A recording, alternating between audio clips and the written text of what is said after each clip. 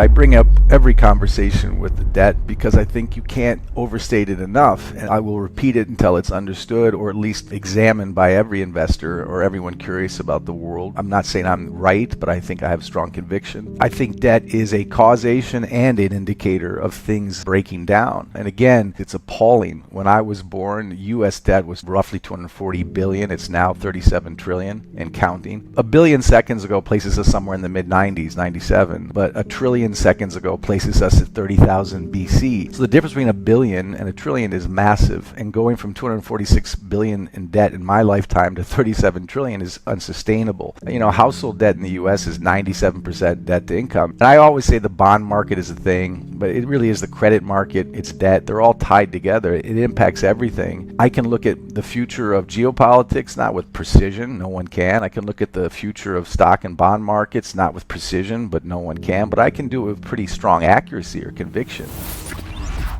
When I look at the markets, I look at the bond markets. I was a bond guy before I was a stock guy, and I was a stock guy before I was a precious metal guy, and they all are connected. But in 2019, we had a repo market crisis. That was a credit crisis, 10% interbank lending overnight. That was nuts. In March, we had a great sell-off during COVID. That was really a crisis in credit and bonds. U.S. Treasuries and stocks tanked, and it wasn't saved by anything other than unlimited QE. In 2022, we saw a gilt crisis again. There was a problem in the bond market. The great banking crisis of 2023, which no one talks about anymore because apparently it's been solved, but that was for the 5 largest bank failures in our history, and that was considered a bank failure, but it was really a credit failure because the underlying bonds, the treasuries held on those banks as safety assets, were losing value under Powell's higher for longer policy. So that was a credit crisis. The 2025 crisis in April, which was cured immediately by the Trump two-step, was not a tariff crisis, it was a bond crisis, because when he announced Liberation Day, there was nobody at the Treasury auctions the next day. I don't know what happened in DC, but I'm fairly certain that Besant walked into his office and said, Liberation Day and these tariffs on China, etc. No one's buying our U.S. debt, no one's buying our IOUs,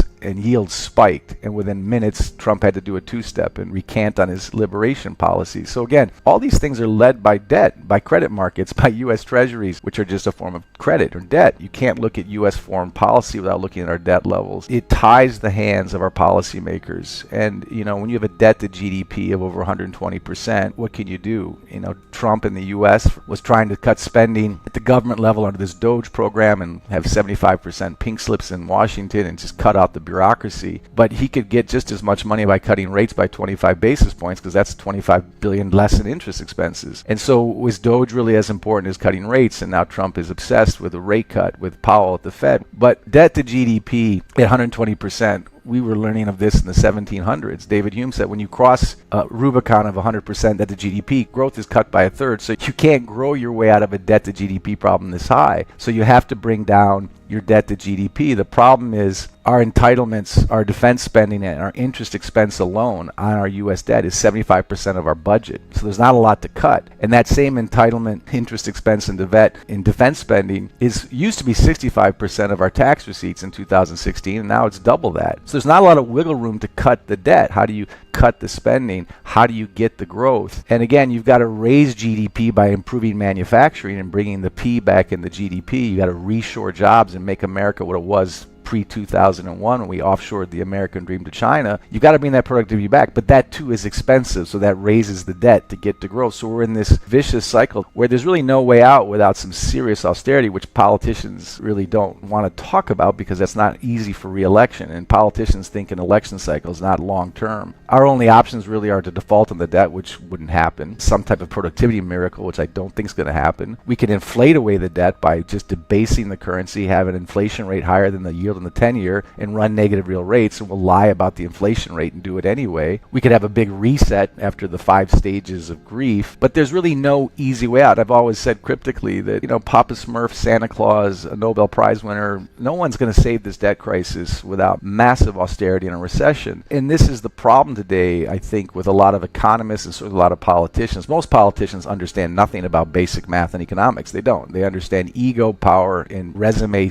curriculum vitae enhancement. They have an embarrassing lack of understanding of economics. In history, too. And the academics that work at the FOMC or give advice, most of whom don't know really how to give advice, but the Fed is based on model thinking. And there are great Fed alumni like Thomas Hernig. There's a British Lord Mervyn King. He says the model thinking is really kind of naive. They always try to optimize, even in a worst case scenario. And I always compare that to the military academy at West Point in the United States. They don't look at optimizing. One of the first courses you take there is how do you prepare for things when things go really wrong? How do you pull off a good retreat? How do you admit or know when you're losing? How do you do the logistics to get your men out of prisoner of war camps, etc.? How do you avoid a major catastrophe? Economists and politicians only want to optimize. They only want to see the best. And the world is far too complex for an optimization model now at these debt levels. And Hayek understood the limits of knowledge and the limits of math. And I guess that's a long way of saying the debt crisis we're in is completely unsustainable. That is not meant to be bearish. That debt can be monetized and paid for with mouse click money or money literally created out of thin air to monetize that debt, but you could only quote unquote solve the debt crisis without austerity by debasing the currency. So that's how it's tied to why precious metals and gold in particular are rising, because fiat money is dying. And the other way, of course, is the war dividend, which is what Hemingway warned about. And I'll end there, but the idea of debasing the currency and distracting the world in war while you're failing with your debt policies is nothing new to history. It's been seen over and over. The decline of civil liberties. That ties into stablecoin and AI and etc. But they're all kind of connected. This theme of debt, desperation, war, currency debasement, geopolitics, inflation, and markets that are sustained by monetizing that debt with debased money. That is the world we live in. It's just the more things change, the more they stay the same. If politicians came out and said the truth, that would be fascinating. I think an example of someone who said that is Javier Milei in Argentina. That came after a series of just failed regimes, left, right, and center, military to communist to extreme conservative. The inflation, the Peronist state, the absolute failure of the peso. The population was on its knees in the sense of this nothing is working. So Milei could come in with a chainsaw and four-letter words and just this refreshingly blunt way of mocking the financial system in Argentina and the world. As I read somewhere, when you're standing in the rain long enough, you're willing to get into anybody's car, and eventually you'll look for the best car. I don't think anyone in the G7 countries or anyone in the US will say that as obviously as Milei. Trump and Besant will talk about debt more than Biden and Harris did in the last administration and try to come up with executive measures one after the next. But legislation through social or Twitter or just executive act after executive act, where we could talk about the Genius Act and the Loomis Bill, etc. There's definitely effort. But as I go back to my original point, when you get to this level of debt, 37 trillion in public debt and over 100 trillion in household debt, corporate debt, and government debt, there is no easy solution. You can't create an external revenue service and tariff your way back to success. You can't militarily expand your way to distraction. You can't grow your way out of this. There has to be what the von Mises school, the Austrian school, understood decades ago. There has to be necessary constructive destruction in the market cycle, in the sovereign debt cycle, in the business cycle. We used to have recessions every 48 years ago. Now we've tried to outlaw them through this addiction to easy money and easy credit, low rates and big balance sheets at the Fed or the central banks to just postpone. By doing that, we've only made things worse and we've made our options more desperate. So what can be done? We would need a politician of extraordinary courage. We need a population that's willing to hear bad news, because the population, like the government, doesn't like to think about bad news. Jeremy Grantham said these are the two lessons he's learned. Investors don't want to hear bad news, and they don't want to think too far into the future, more than the next 10 years will be like the same the last 10 years. That's just naive. It's not meant to be doom and gloom. It's not meant to be bearish. I've been bullish in 2020. I was bullish in 2024.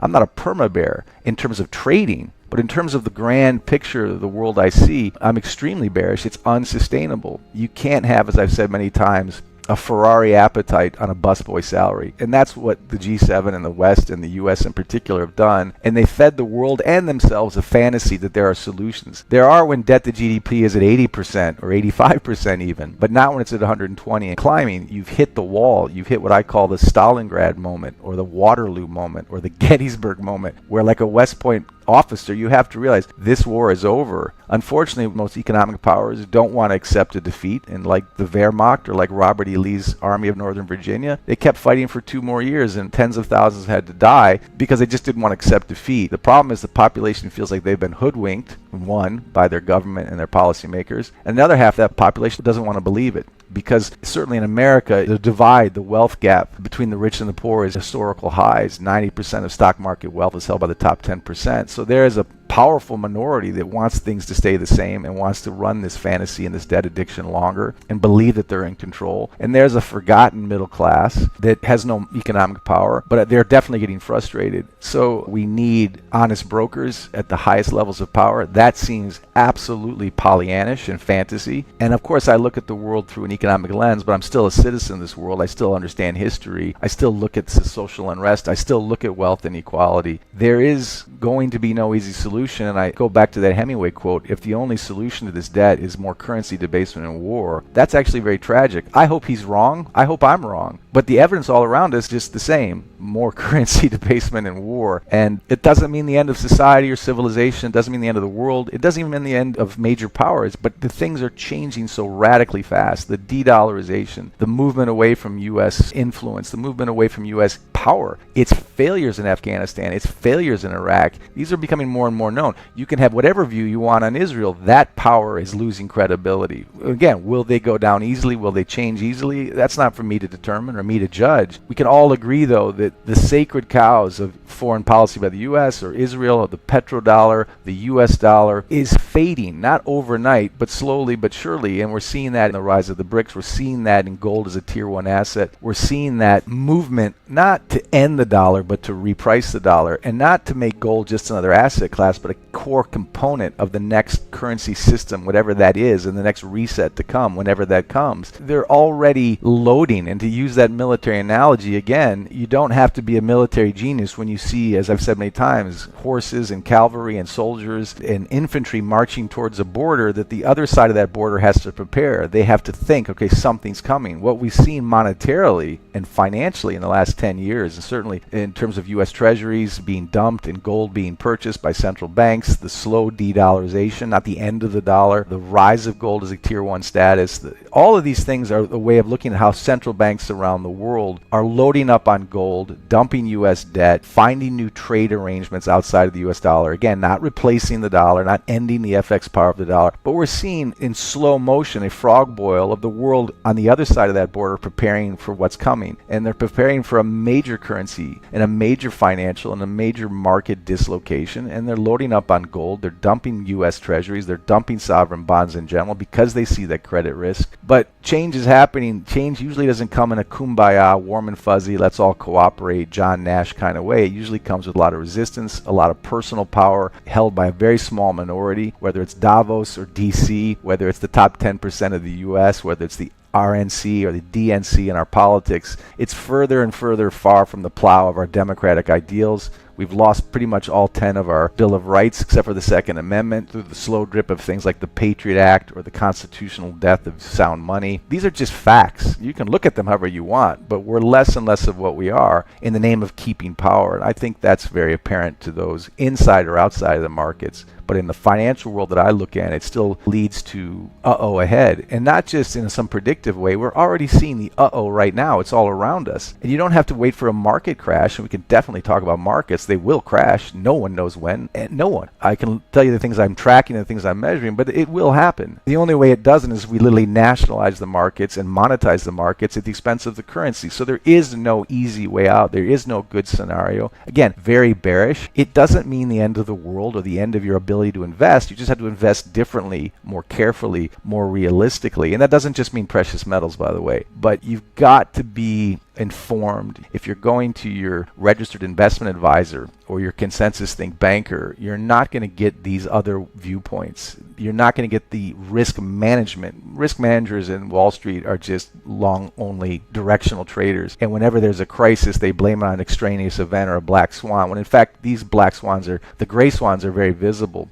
And I'd rather be years ahead than even seconds too late in preparing for these market dislocations, these currency dislocations that are literally already happening around us. So it's not even trying to predict. It's happening in real time, from recession indicators to currency indicators to market bubble indicators. And there's clearly a market bubble right now, and there's clearly market risk. And this is not just from a gold bug being perma-bearish. I've said many times I've been bullish on the short term, but the directional trend in these markets is historical.